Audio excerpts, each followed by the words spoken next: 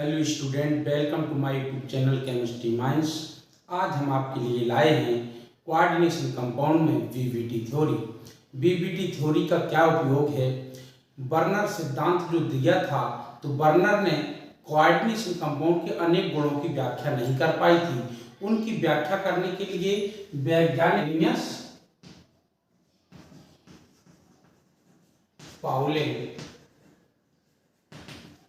Linnaeus Pauling ने एक सिद्धांत दिया जिसे वैलेंसी बॉन्ड थ्योरी अर्थात वीबीटी थ्योरी कहते हैं। पहला पॉइंट क्या है? इस थ्योरी के मुख्य बिंदु निम्न हैं। पहला पॉइंट क्या है? कोऑर्डिनेशन बॉन्ड की कोऑर्डिनेशन बॉन्ड का फॉर्मेशन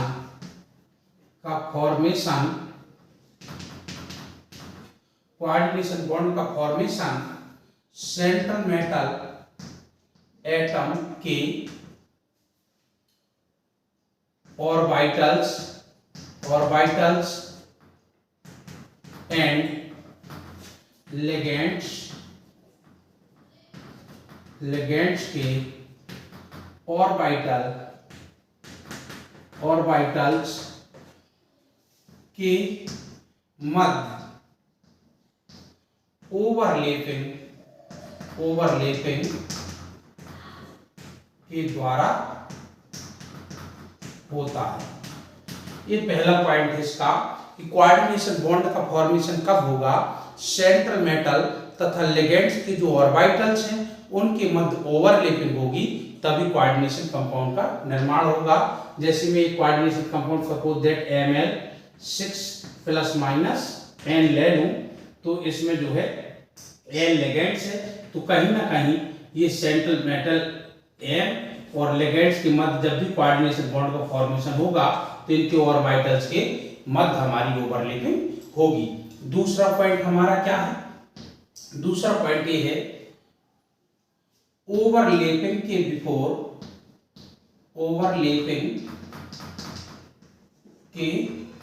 बिफोर यानी ओवरलैपिंग के पहले central metal atom oblique ion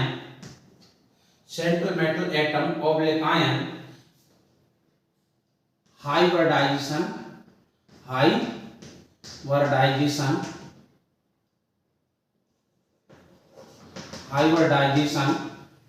करके इतने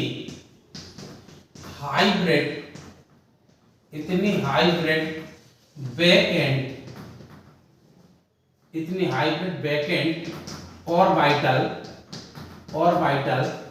रखती है जितनी की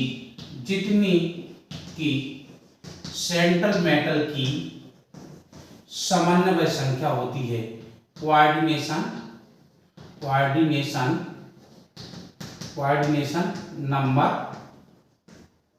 नंबर होती है, ठीक है ना। जैसे कोई एग्जांपल मैंने ये ले लिया Ml6 या FeCl का होल 6, तो इसमें सेंट्रल मेटल कौन है? Fe, और लिगेंड्स कौन है? Cl। तो इसकी समन्वय संख्या कितनी? 6। तो Fe सबसे पहले Fe क्या करेगा? हाइब्रिडाइजेशन करेगा, और हाइब्रिडाइजेशन में 6 vacant orbitals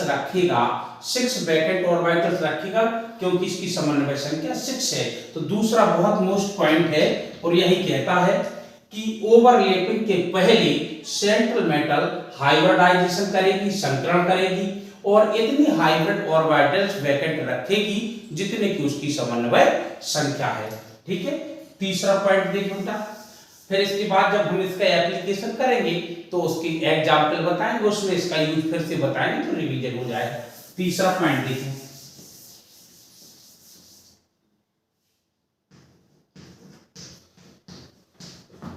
hybridisation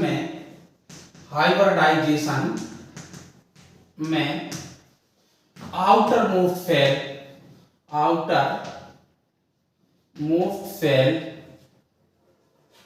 outer most shell n के साथ साथ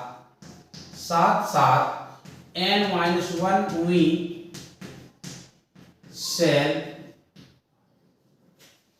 के ऑर्बिटल भी पार्टिसिपेट कर सकते हैं। ये तीसरा पॉइंट है, यानी बाह्य आउटर मोस्ट सेल बाह्यतर कोश के साथ साथ n-1वीं सेल के ऑर्बिटल्स भी पार्टिसिपेट कर सकते हैं। चौथा पॉइंट, जब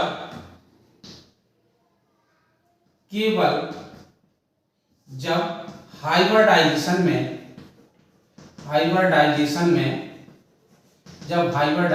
में ओनली आउटर मोस्ट सेल के ऑर्बिटल पार्टिसिपेट करते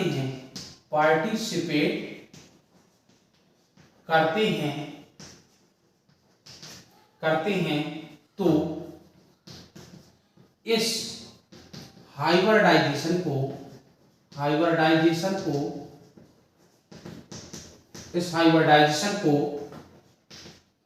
एक्सटर्नल हाइब्रिडाइजेशन, ये बहुत मोस्ट पॉइंट है, इससे 2 नंबर का क्वेश्चन बनता है। एक्सटर्नल हाइब्रिडाइजेशन एंड बने हुए कॉम्प्लेक्स को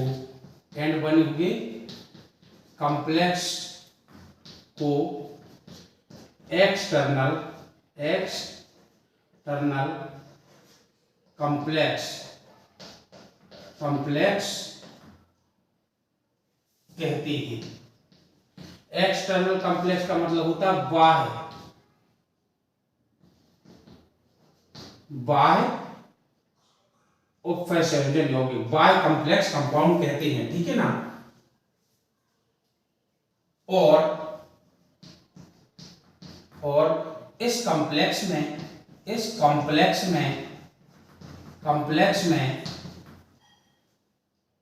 इधर लिखता हूं, और इस कॉम्प्लेक्स में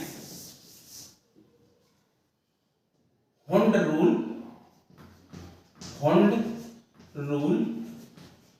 फॉलो होता है जिससे इसमें अनपेयर्ड ऑफ इलेक्ट्रॉन मैक्सिमम होते हैं। परिणाम स्वरूप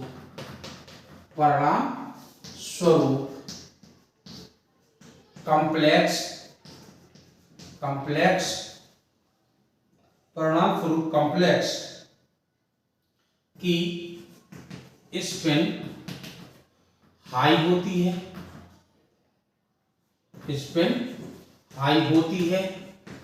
इसलिए इन्हें हाई स्पिन कॉम्प्लेक्स कहते हैं। ये बहुत मोस्ट पॉइंट है, ये वाला जो लिखवाया मैंने। इससे कभी कभी 2 नंबर का क्वेश्चन बनता है, बीच क्वेश्चन ऐसे बन जाता है। हाई स्पिन कॉम्प्लेक्स क्या है, बाह्य संकरण कॉम्प्लेक्स क्या है, हाई स्पिन कॉम्प्लेक्स किसे कहती है, एक उदाहरण दीजिए। तो इसका उदाहरण आपका हो जाएगा, जैसे ये है आपका NiCl4 2-, ये हो सकता है आपका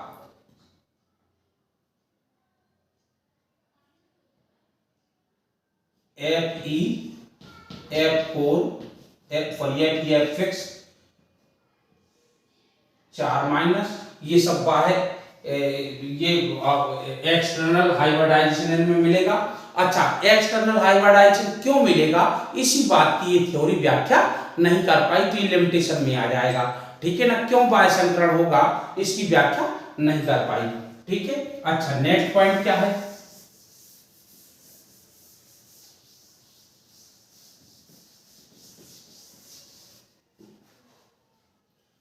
पांचवा पॉइंट देखिए, मैं पॉइंट गौर नहीं कर पाया, पांचवा की चौथा। नेक्स्ट पॉइंट है, यदि लिगेंड्स फील्ड, यदि लिगेंड्स फील्ड स्ट्रॉन्ग है तो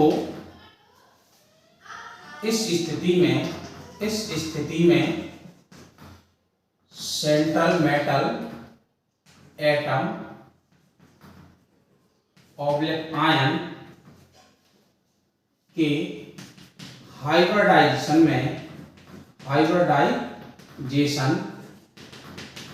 में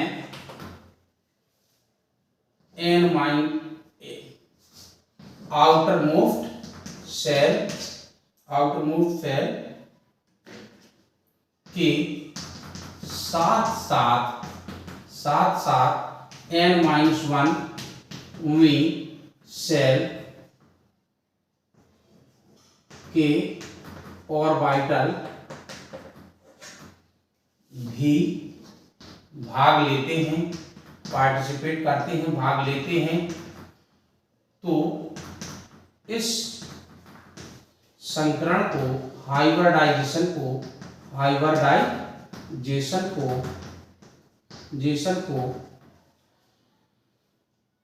इंटरनल हाइब्रिडाइजेशन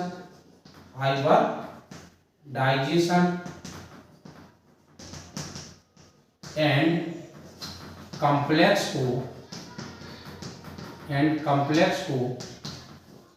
इंटरनल आंतरिक कहते बेटे इसको, आंतरिक इंटरनल कॉम्प्लेक्स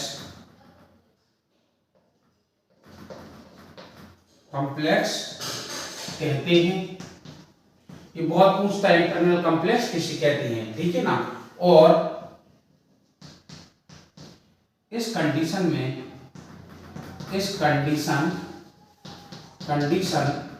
में हुंड के रूल का पालन नहीं होगा, हुंड रूल्स का पालन नहीं होता है। और इस स्थिति में अयुग्मित इलेक्ट्रॉन की संख्या कम से कम होती है, जिससे कि इसकी स्पिन लो हो जाती है। स्पिन क्या हो जाती है? स्पिन लो होती है। और ऐसे कंपाउंड को लो स्पिन कंपाउंड कहते हैं, ठीक है ना, लो स्पिन कंपाउंड कहते हैं। नेक्स्ट पॉइंट देखिए बेटा, जैसे में देखो एक दो उदाहरण में बता दूं, जैसे में FeCN का होल 6 4- ये लो स्पिन कंपाउंड है, लो स्पिन कॉम्प्लेक्स है, जबकि F6 4- ये हाई स्पिन कॉम्प्लेक्स है, ठीक है ना। अभी एप्लीकेशन में जिक्र करेंगे। अगला पॉइंट क्या है इस थ्योरी का? छठवां पॉइंट देखो क्या, पॉइंट नंबर 6। पॉइंट नंबर 6 कहता है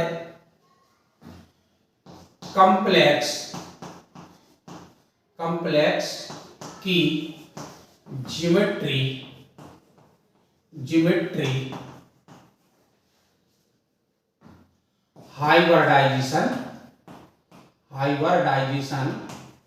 हाइब्रिडाइजेशन पर डिपेंड करती है। जैसे देखिए जरा, हाइब्रिडाइजेशन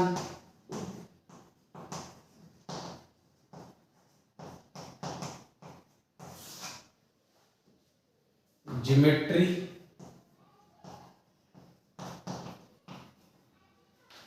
एग्जाम्पल,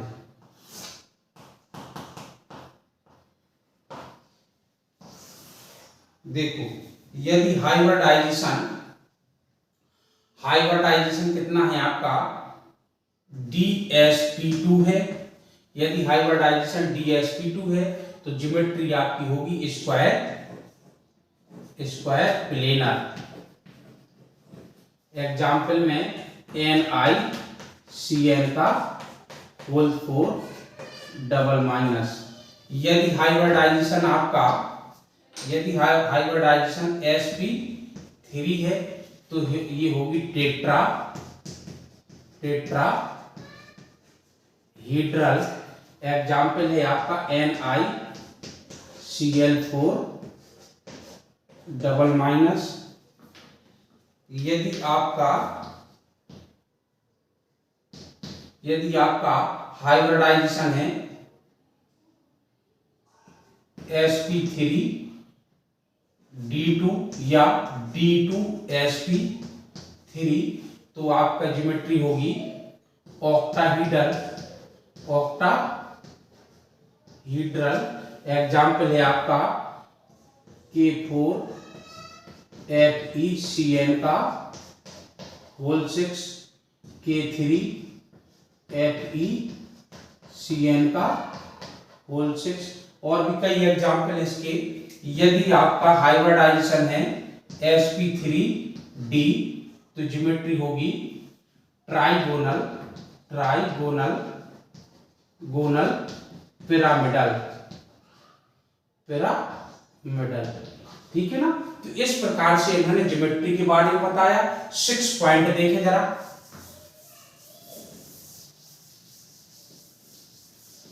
6 पॉइंट हो गया कंप्लीट। अब आप देखें 7 पॉइंट में क्या बताया। यदि कॉम्प्लेक्स की central metal atom oblique ion के पास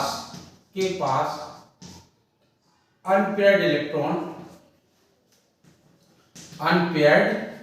इलेक्ट्रॉन इज इक्वल टू 0 तो कॉम्प्लेक्स डायामैग्नेटिक नेचर का होगा। डायामैग्नेटिक नेचर का होगा और इसका म्यू बराबर n×n+2 Bm Bohr magnetron equal to 0 होगा। ये चीज इन्होंने बताई है, ठीक है ना। और 8वां पॉइंट बताया यदि कॉम्प्लेक्स में अयुग्मित इलेक्ट्रॉन की संख्या n इज नॉट इक्वल 0 तो कॉम्प्लेक्स पैरामैग्नेटिक नेचर का होगा। पैरामैग्नेटिक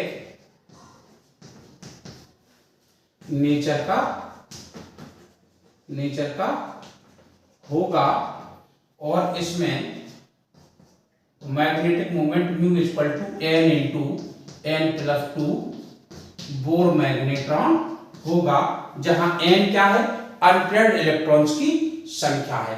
तो ये आपकी बीबीटी थ्योरी है। ये कंप्लीटली बीबीटी थ्योरी हो गई कोऑर्डिनेशन कंपाउंड के लिए। इसमें अभी भी बहुत लिमिटेशन है, अर्थात दोष है। तो पहले हम इसकी एप्लीकेशन आपको बताते हैं, फिर इसकी लिमिटेशन भी आपको बताते हैं।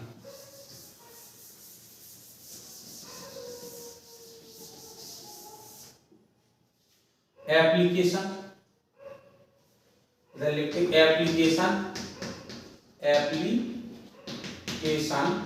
ऑफ बीबीटी और कोऑर्डिनेशन कंपाउंड। तो एप्लीकेशन नंबर 1 ज्योमेट्री की एक्सप्लेन करनी है।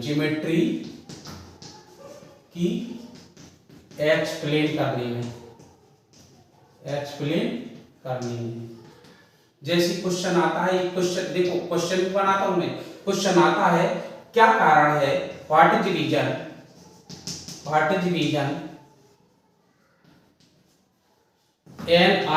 NiCN का whole 4 double minus H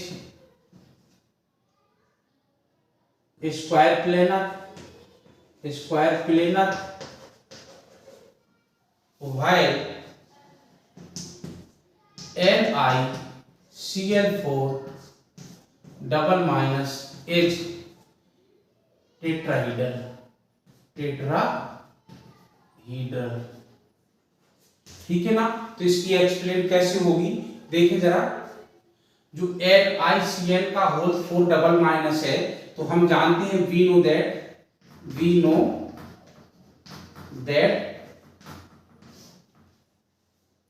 oxidation number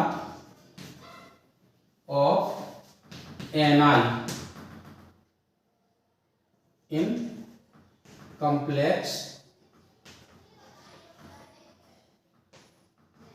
NiCN का होल 4 डबल माइनस एच कितना +2। देखो कैसे +2 होगी, देखो Ni की हमने मान ली x प्लस 4 गुणे Cn की -1 इक्वल टू टोटल आवेश कितना -2, हल कर दो तो x इक्वल टू -2, ये जाकर के +4 हो जाएगा, कितनी आ जाएगी +2 आ जाएगी, ठीक है ना। +2 आ जाएगी तो हम इसका इलेक्ट्रॉनिक कॉन्फ़िगरेशन करेंगे। अब देखें electronic configuration of Ni double plus, देखो ये आर्गन हो गया 18, 4s स्क्वायर 3d 8, ये निकल 28 का है। अब डबल प्लस का क्या होगा, देखो अगर ये ऐसा होता निकल होता तो ये ऐसा होता स्क्वायर, लेकिन 2 चार्ज आए तो 2 इलेक्ट्रॉन इधर के चले गए होंगे, 0 है, ठीक है ना। 3d8 और 4p0 इस टाइप का होगा। अच्छा अब देखें जरा, ये 4s हो गया, ये तुम्हारा 1 2 3 4 5, 1 2 3 4 5 6 7 8 ऐसा विन्यास होना चाहिए। ये 4p0 हो गया, ठीक है ना। But Cn minus H R strong ligands, so Hund rule is not applicated। Hund rule का पालन नहीं होगा, तो ऐसी कंडीशन में कैसा हो जाएगा बेटा, ये तो 0 होगा, 4s 0 है ये, ठीक। ये जो इलेक्ट्रॉन है Hund रूल का पालन नहीं होगा तो क्या होता है 1 2 3 4 1 2 3 4 5, जब पालन नहीं होता है तो सीधे जोड़े बनने लगते, 1 2 3 4 5 6 7 8, ये वैकेंट ऑर्बिटल्स हो गया, ठीक है। तो अब ये देखो पहला पॉइंट बीबीटी थ्योरी का क्या कहता है कि सबसे पहले सेंट्रल मेटल एटम और आयन संकरण करता है, हाइब्रिडाइजेशन करता है। तो हाइब्रिडाइजेशन करेगा तो देखो, और हाइब्रिडाइजेशन करके क्या करता है, इतने वैकेंट ऑर्बिटल्स रखता है जितने की उसकी समन्वय संख्या होती है। तो इसकी समन्वय संख्या कितनी है 4, तो वैकेंट ऑर्बिटल कितने रखेगा 1 2 3 4, तो इसकी देखिए जरा 2 p ऑर्बिटल्स आ गई एक ही, तो ये बने हाइब्रिड ऑर्बिटल 1 2 3 4। ये कौन कौन से, देखो एक s है और एक d है और 2 p है। अब तुम देखो d क्या है 3 है, यानी n - 1, n बराबर चौथी कक्षा का s है, चौथी कक्षा का क्या है p है, तो ये n - 1, तो इसमें संकरण होगा अंदर, यानी n - 1 सेल ने पार्टिसिपेट किया कि नहीं किया, तो ये होगा dsp2, तो हाइब्रिडाइजेशन क्या होगा dsp2।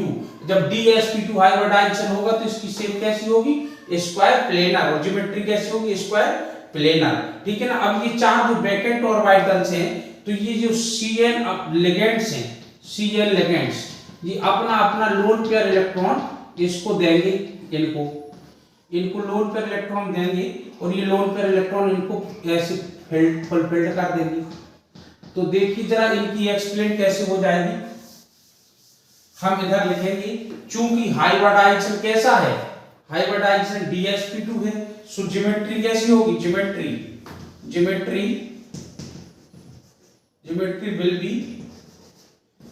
will be square planar,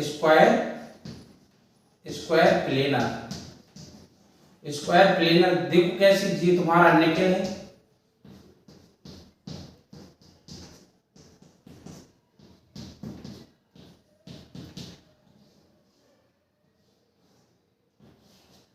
ये स्क्वायर प्लेनर, इसकी ज्योमेट्री बन गई। ठीक है ना। अब इसमें देखो अनपेयर्ड इलेक्ट्रॉन कहीं कोई है क्या, नहीं है, तो unpaired electron,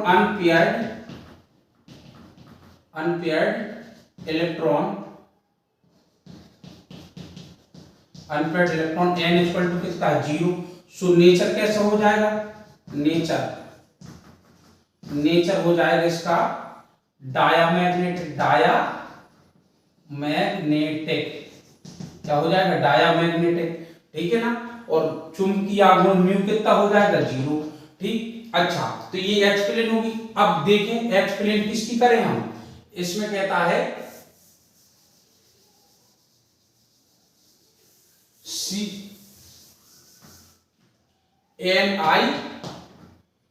NiCl4 double minus. अब इसमें देखें ये Cl क्या है, वीक लिगेंड्स है,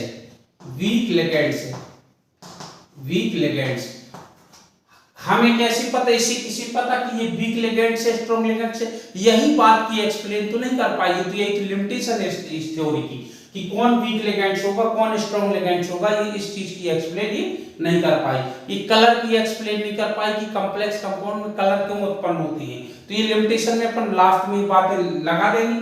ठीक है। अब वीक लिगेंड्स है, तो वीक लिगेंड्स में क्या होता है, हॉन्ड रूल एप्लीकेटेड होता है। तो जब हॉन्ड रूल एप्लीकेटेड होगा तो इसका विन्यास क्या होगा, यह सब विन्यास होगा, इसका विन्यास ये होगा। तो अब वैकेंट ऑर्बिटल कितने, देखो पहला रूल क्या कहता है, पहला रूल कहता है कि जब तक ओवरलैपिंग नहीं होगी तब तक कोऑर्डिनेशन बॉन्ड नहीं बनेगा। दूसरा रूल कहता है ओवरलैपिंग हाइब्रिड ऑर्बिटल्स के मध्य होगी, अर्थात सेंट्रल मेटल के ऑर्बिटल्स कैसे हो, हाइब्रिड हो, और लिगेंड्स के ऑर्बिटल्स के साथ वो ओवरलैपिंग करें। ठीक। अच्छा, जो हाइब्रिड ऑर्बिटल्स हो वो कैसे हो, वैकेंट हो। तो वैकेंट ऑर्बिटल्स में लिगेंड्स अपना लोन पेयर इलेक्ट्रॉन देगा और कोऑर्डिनेट बॉन्ड बना लेगा।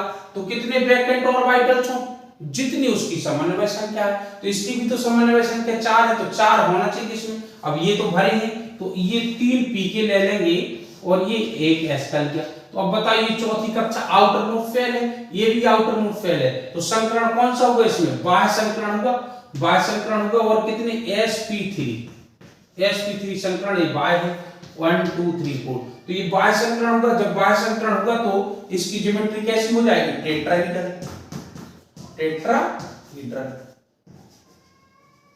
क्या लिखेंगे, चूंकि NiCl4 में एक्सटर्नल हाइब्रिडाइजेशन sp3 है, इसलिए इसकी ज्योमेट्री टेट्राहीड्रल होगी, जिसे हम निम्न प्रकार से दिखा सकते हैं। ये Cl माइनस हो गया, ठीक है, ये Cl माइनस हो गया, ये Cl माइनस हो गया, और थोड़ा जगह बना करके इधर बताता हूं मैं आपको।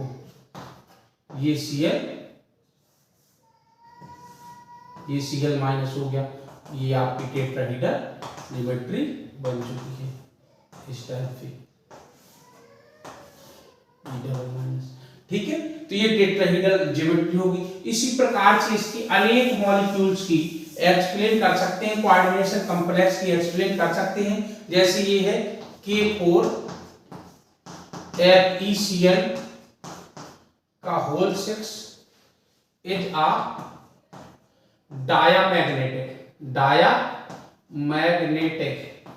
मैग्नेटिक, जबकि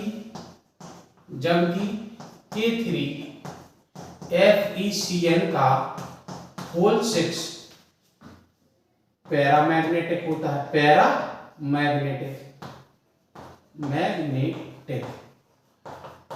ठीक है ना। तो इसमें देखना जरा, जब इसका विन्यास करोगे तो ये Fe++ आ जाएगा, ठीक है ना। Fe++ में n बराबर इलेक्ट्रॉन 1 आ जाएगा, और ये होता है Fe++। जब इसका विन्यास करोगे तो n बराबर कितना आ जाएगा तुम्हारा, 0 आ जाएगा। स्ट्रॉन्ग लिगेंड्स है दोनों में, तो हॉन्ड के रूल का पालन नहीं होगा। तो जब इसमें n बराबर 1 है तो ये पैरामैग्नेटिक हो जाएगा, ये 0 है तो डायामैग्नेटिक हो जाएगा, ठीक है। अब इसके बाद हम लिखते हैं limitation of VVT.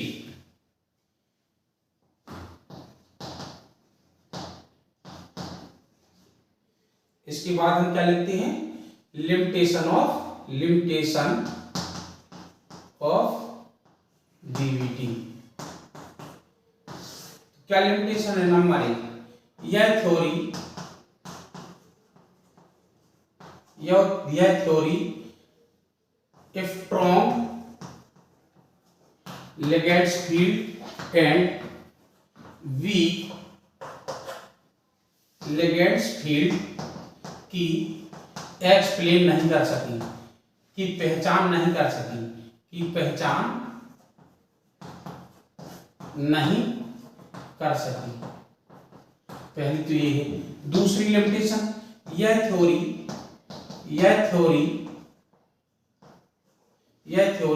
Magnetic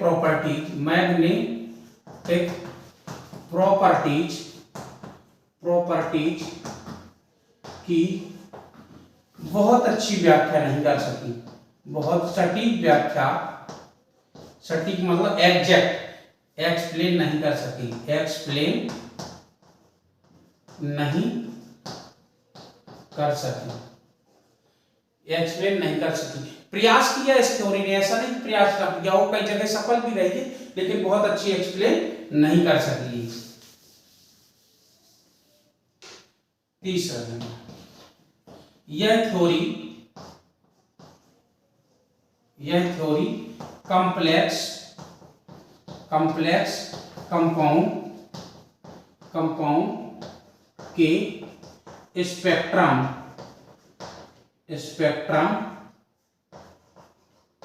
and रंग की व्याख्या नहीं कर सकी। ठीक है ना। चौथा पॉइंट देखिए, कौन कॉम्प्लेक्स रंगीन होगा, कौन रंगहीन होगा, क्यों होगा, इसकी व्याख्या ये नहीं कर सकी। चौथा पॉइंट देखें, यह थ्योरी